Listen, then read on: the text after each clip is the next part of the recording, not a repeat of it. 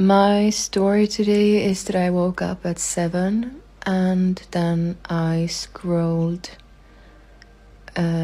X and stumbled into like a scat porn, and there's really a lot of it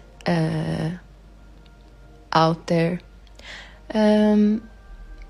Then I went up and I made coffee, which was really disgusting. And then I didn't know what to do, so I read Elis Monteverde Bureau's latest book, Irony for Angels, if I would translate it. Ironi för änglar is the Swedish title. And I love the book. I don't know what else to say about it. I cried reading a lot of the things, especially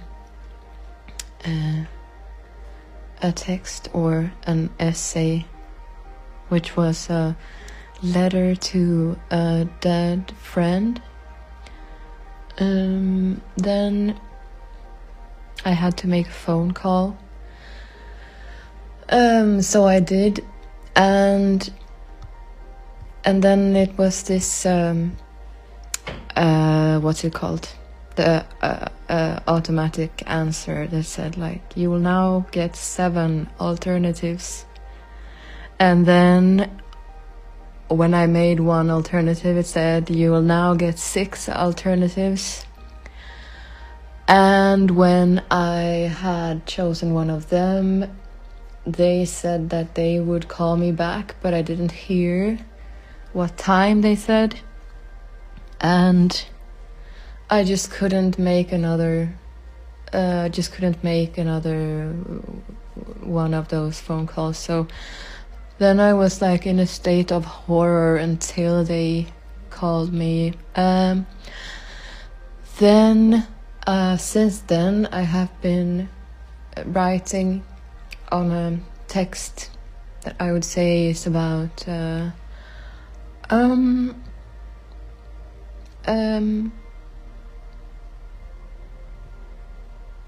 true love, and I think that's my story for today.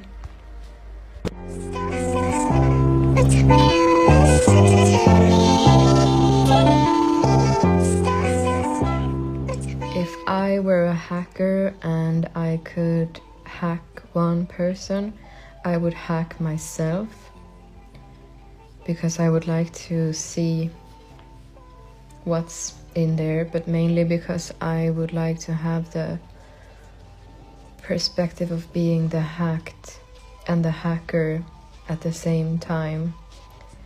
And I guess that in itself would be a success, but then I was thinking that I would also like to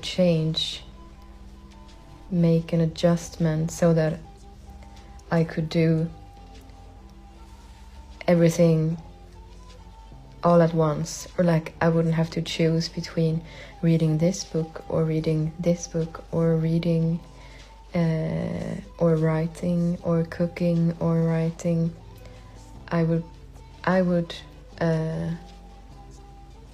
like to be able to do all of those things at once, but then I realized that there is one exception, and that's dance. I would not like to be able to dance and do something while doing something else at the same time. So that's interesting. Hello, my name is Debbie. This is my first attempt at a eHarmony video. This is my first time at online dating, so I'm nervous, but I'm excited at the same time. So I'm just gonna start talking about what I like and hope I get some replies. Oh my god.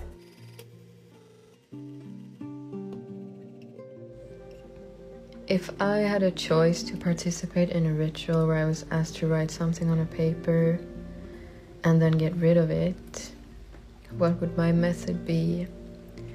I think my method for getting rid of that thing that I had written would be to kill myself. I think that's very much my method.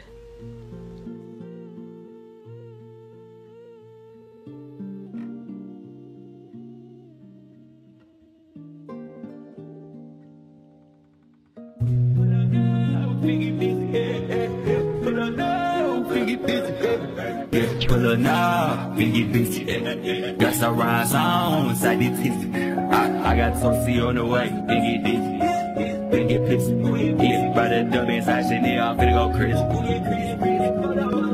Who did this? My bitch been pull up on me, they dream my kids. Here I remember you, not my please. The heart is a heart and a muscle and not a brain.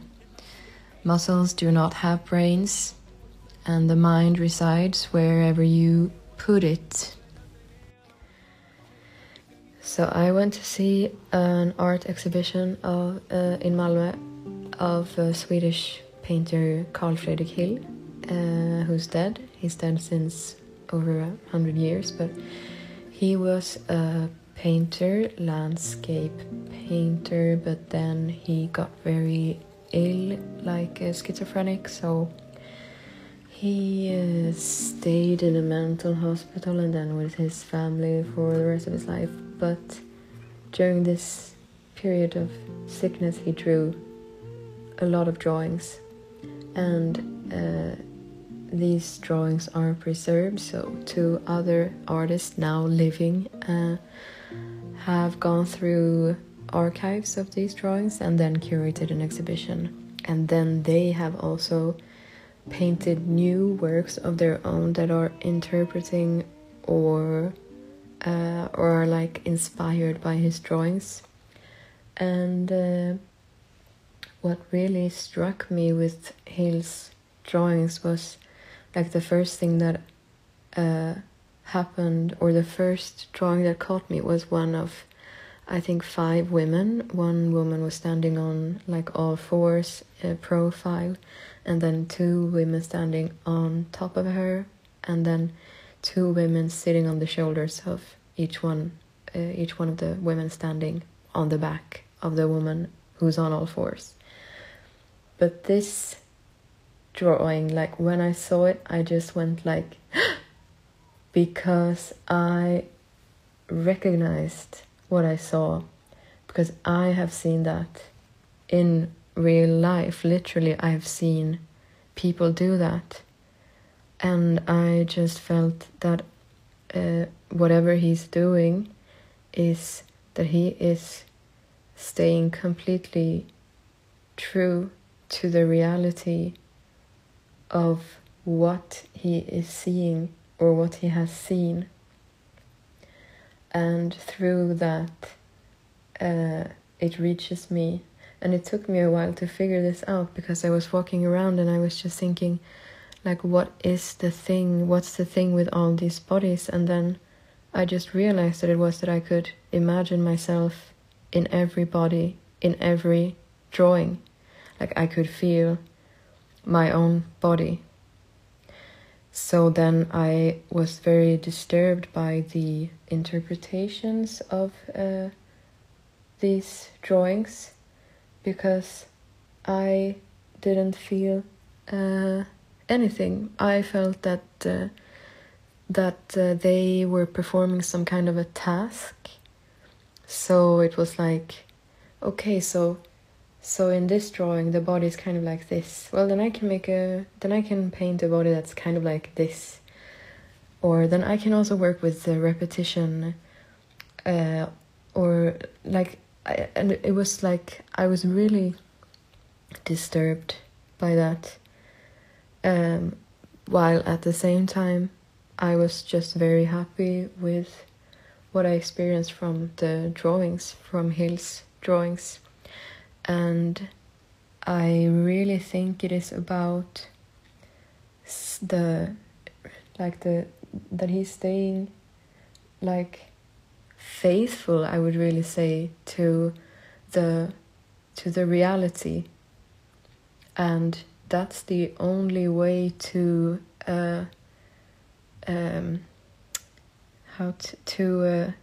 I don't want to say transcend, and I don't want to say transgress, but it's the thing that reaches through, I think, and then the direction becomes very clear.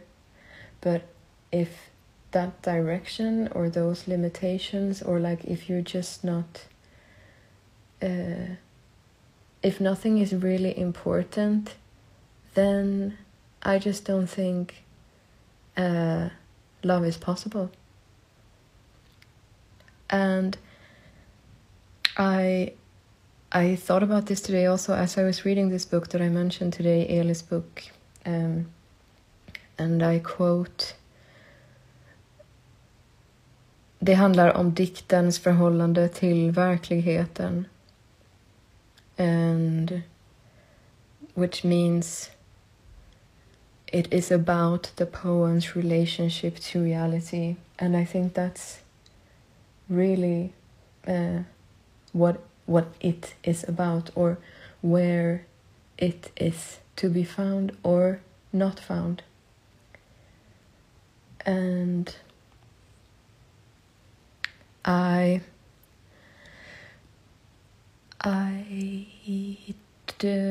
think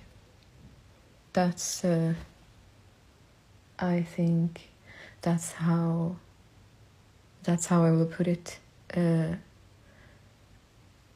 for now. So do I fall in love easily? I really don't know how to answer that question.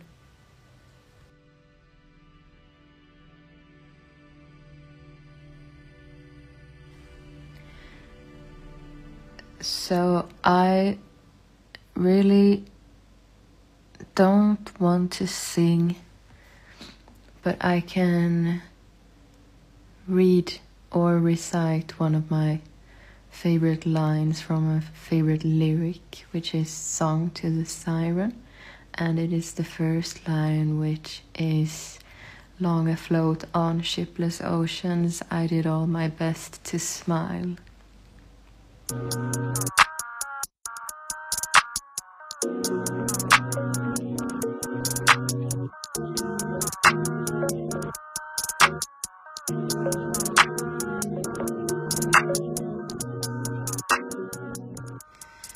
Culture as poetry or culture as radio?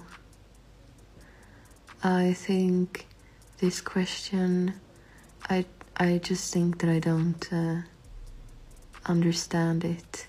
I'm sorry.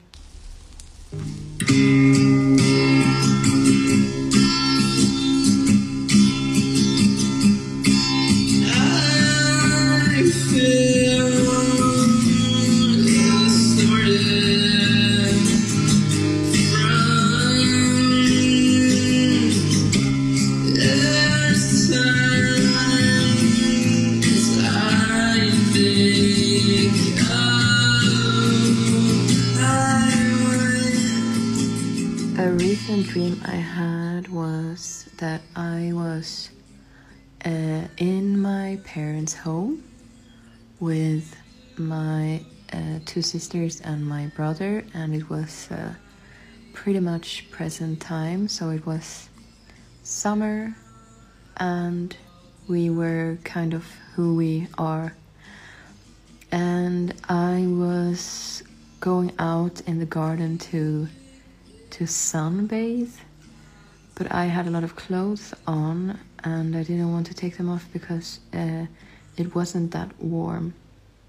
So then I decided to go for a walk instead, and my mother and one of my sisters joined, And in like our house, it's kind of like squared in a small farm in between larger neighborhoods.